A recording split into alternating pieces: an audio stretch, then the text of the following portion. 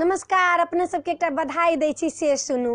भैया घर में काज छै, शिकायत जन क्यों करबनि हे। भैया घर में काज छै, शिकायत जन क्यों करबनि हे। भात के शिकायत छै तो मार पी कऽ जेबनि हे। भैया घर में काज छै, शिकायत जन क्यों करबनि हे।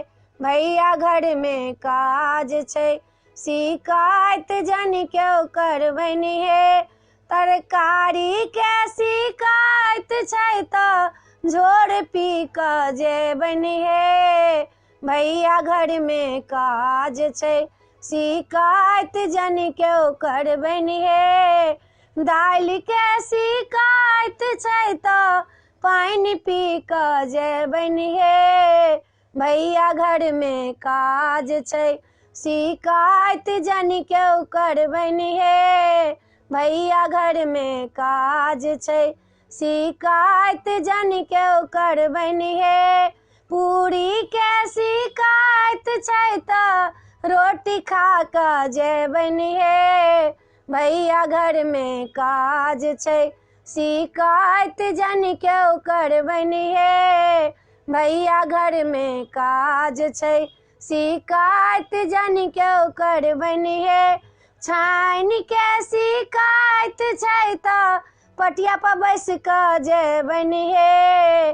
भैया घर में काज छै, शिकायत जन क्यों करबनि हे। भैया घर में काज छै, शिकायत जन क्यों करबनि हे।